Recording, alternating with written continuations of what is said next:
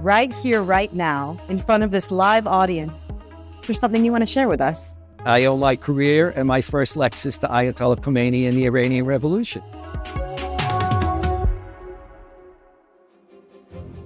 Taking center stage today is Dr. John Esposito, Distinguished University Professor at Georgetown University. He's a founding director of the Al-Walid Center for Muslim-Christian Understanding. He's also authored over 50 books on religion, Islam, and Islamophobia. Good to see you again. Yeah. Dr. Esposito. Thank you. I'm happy to be here. You've been doing this for a while. 40 plus years. Actually, probably 50, but we don't want to discuss that. Yeah, let's not go there. Yeah, go ahead. You've dedicated your life's work to promoting the understanding of Islam and Muslims. You're so passionate about it. Why? Why have you dedicated all of these years to this work? That was the question that I asked when I was in graduate school. The director of the department said that I should take a course in Islam. And I said, why? I was finishing a PhD, or I thought, supposed to be in Catholic theology. But then I became enamored by Hinduism. So then I was going to do a PhD in Hinduism. And then he asked me 3 times to do it. And I said, why would I do that? And the reason was I knew nothing about Islam. And what I had seen was a movie called The Exodus. And the person that wrote it was a famous author. And I thought he was a historian.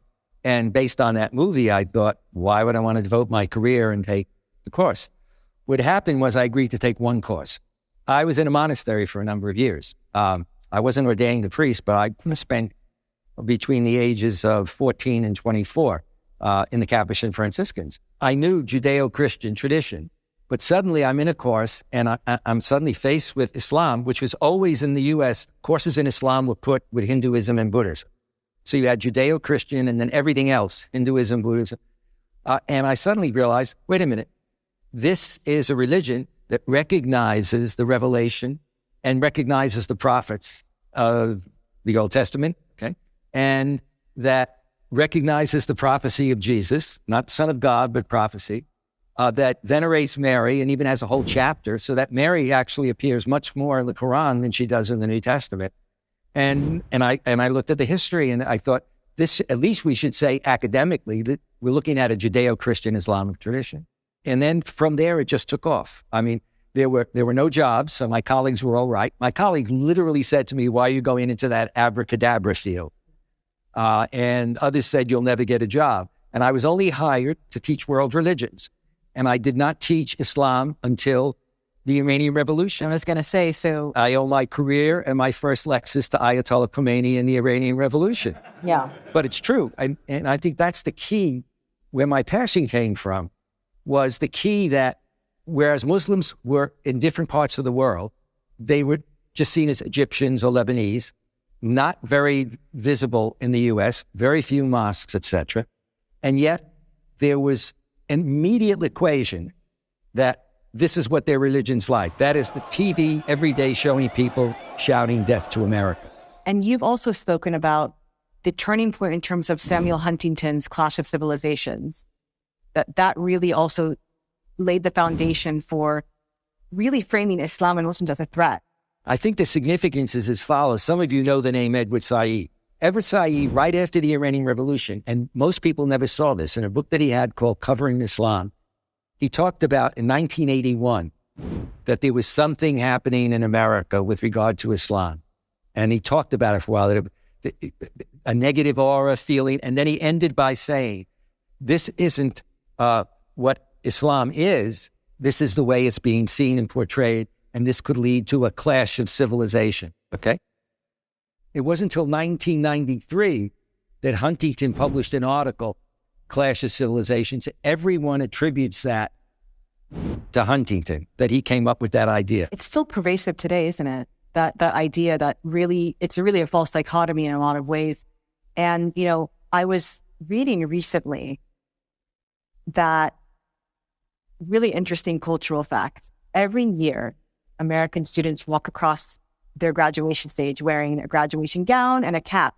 And I was actually reading that roots itself in Muslim universities in the 9th century, where Europe's best and brightest would go to these universities and they would want to come back home and mimic the thobe and the flat cap symbolize the Quran as the highest form of knowledge. And even the tassel would have been the bookmark in the Quran, for keeping your place in the Quran. I mean, the fact that the Islamic intellectual tradition really influenced something as common as what American kids wear, or even in Europe, now their graduation stage, what does that say about Islam's impact on Western civilization and intellectual thought? The model for universities in many ways were the early universities in Islam. The notion of having hostels for students. As one prominent scholar of Islam said, during the Dark Ages, if you were up on another planet and you looked down, the West was invisible. It would have been the Islamic world that stood out. And the idea that during that period, you had a fluorescence in terms of the areas of philosophy, medicine, algebra, etc. And then that was carried over into the West. And yet some of that was lost. So, for example, I studied Catholic theology in many venues. Very few people ever talked about the fact that Thomas Aquinas, who used to be seen as the great Catholic theologian, and his teacher were influenced by what came, the philosophical tradition that then was passed on back into the West. The same thing happens when you look at areas of medicine and science and technology. And a lot of that is just beginning, I think, at a popular level to surface right now. One of your colleagues at Georgetown actually told me once that even Thomas Jefferson was influenced by John Locke, who was influenced by the Muslim philosopher Ibn Tufayl.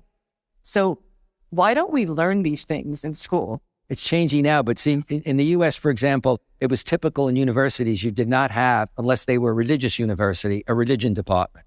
Now you have them in different areas, but how do you get it into the schools, the high schools, et cetera?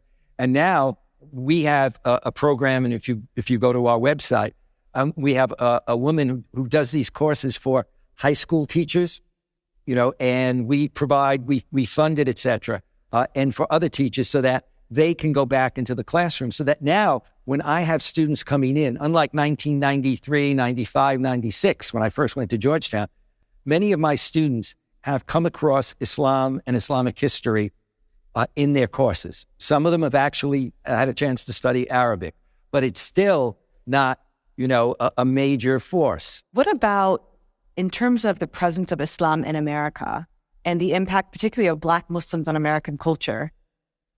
Islam wasn't this thing that came about in the 1960s with immigration. I mean, it's as American as the origin story of America. That part of American history is often invisible. In general, the approach to talking about Muslims in America was always in terms of when did Muslims come from overseas to America, and also Arab Christians, etc.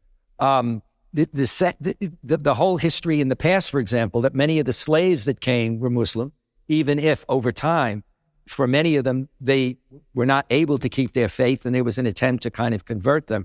Much of that is forgotten, so that it's only in recent years with the rise of the Nation of Islam, with Muhammad Ali in terms of an example, that there was more of a sense, and we still forget it. When people talk about Muslims in America and their issues, they forget that almost 1/3 of the population in America are African-American or Black. And they've had profound impact on culture in terms of even something like blues music, hip hop. There's a lot of, Muslim undertones as well in terms of the culture. So I think it's important to remember that as well. But I'm bad on hip hop. I don't relate to hip hop. I've tried. What about how geopolitics impacts the spread of Islamophobia? You saw the rise of Islamophobia in a lot of ways after 9/11, war on terror. It was really a top-down message, right, from the U.S. government, really perpetuating this idea of the Islamic threat. But now we live in a different world where we just had China, broker a deal between Saudi and Iran, as the U.S., has pulled out from Iraq, pulled out from Afghanistan.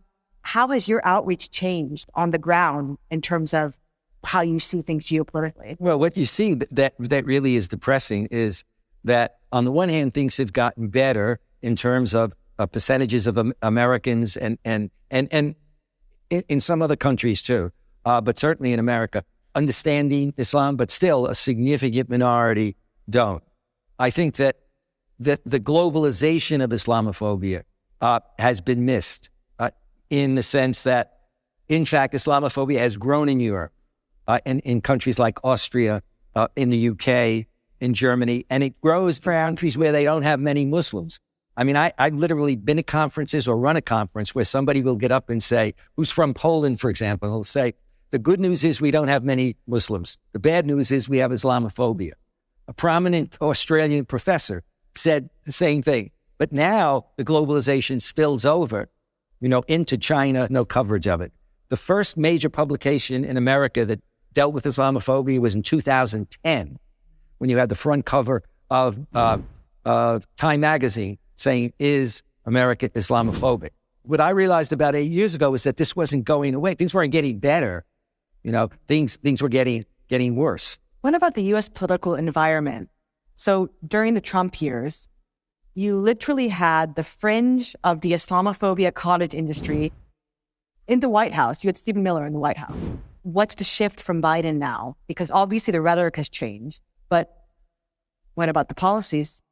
When you look at the policies of the Biden-Blinken administration, I mean, sad to say from my point of view, there's no significant difference when it comes to their approach to the Middle East or to the Muslim world. There has been, the naming of a senior person in government, Rashad Hussain, but basically you do not see in their policies and the statements that are made, there's no significant shift. Right. You advised Biden, didn't you? I advised him after 9/11 when he was chair of the Foreign Relations Committee. What you discovered with Biden, and it wasn't unusual, after 9/11, a number of senators or former senators asked me to do some talks for senators and stuff. And what you discovered, and it was natural in those days, the Middle East was not taken seriously, And so most senators or Congress people had somebody on their staff that handled the Middle East. So they would then just rely on that person who would then write a report for them. And so when I met with President Biden, he was open to wanting to understand this, but you could see that, he's an expert on Europe, as he said, and particularly on France. And this wasn't part of what he was aware of or used to. John Kerry turned up at one of the briefings that I gave, and Kerry's a very brilliant guy, but there was no sense of that. And all of that shifted significantly really after 9/11. But that set the stage for the problem that we had. President Bush made went to a mosque and made a very nice statement. On the other hand, we invaded Iraq and basically said, it was to liberate and we occupy. I'm wondering, you have studied Islam for years. You've taught it for years.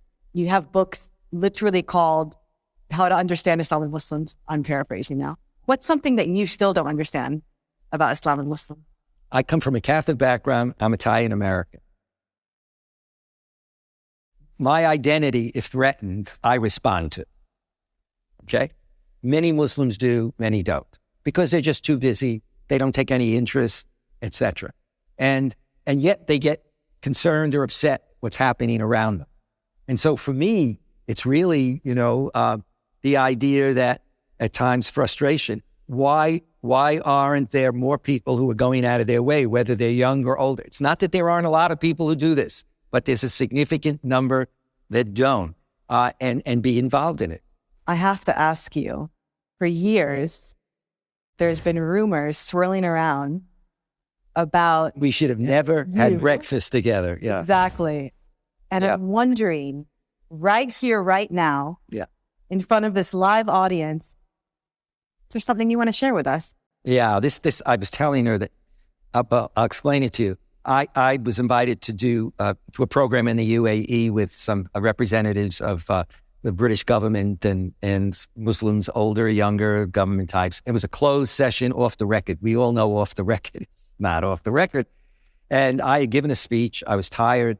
And the last panel, they asked me to give another speech. And I was the last speaker, and I decided I didn't want to do that. So what I did say is I looked into the audience's eyes and I said, I know there's a lot of questions about me in terms of my identity. The question is, the identity is that for many years, people have said that I'm going to come out of the closet at some point and say that I've been a Muslim all along.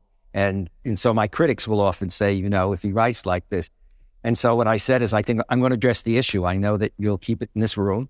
And so I looked very serious, and I looked down for a while, and I said, I do dye my hair, okay? And after it, the younger Muslims came up and said, they were sitting next to older Muslims that were going, mashallah, mashallah, you know. And I've had that. I check into a hotel at Saudi Arabia, you know, you're checking in and somebody comes up beaming. Or I go to Oxford and I give a lecture, and after it, somebody says to me, you know, there's a rumor coming out of Canada. I said, let me guess. So How yes. does that make you feel about that rumor? I feel privileged that they say that. I mean, to me, it says, at a certain level, that it says that that some people think that I understand Islam. You have street cred. And that, you know, and that the people that don't like it, they're the ones that say, you know, when they say coming out of the closet, it's the people that want to say, you see, that's why he writes this way. Yeah. That's that whole thing. One last question on a serious note. As someone who has immersed himself in just the study of religion, spirituality, we didn't get to really go too deep into your own background, but I'm wondering, what do you think happens after we die? Well, I think that the people that I don't like go to hell, and I'm worried about people who no longer believe in hell, because I kind of want to say, you know, what? He's here, you know. After we die, I mean, I don't I don't know. I'll probably find out a lot sooner than you will. But I think that I think there is an afterlife. I really regret this. I'm the one that cried at my wedding. When you come out after a wedding in a church, it's, you know, the groom is there and then the bride is greeted. Well, my wife had to greet everybody because I get emotional. I think that there is an afterlife, and I think that people who lead a good life, whatever their faith or no faith, if they lead a good life, and one sometime can discuss what does that really mean, I think that they will be at peace, and they're, you know, it'll be there. And if I get a chance, some night I'll appear to you in the middle of the night and say, hi, I'm calling from upstairs, and I just want to tell you, I was right. I was right. Thank you so much.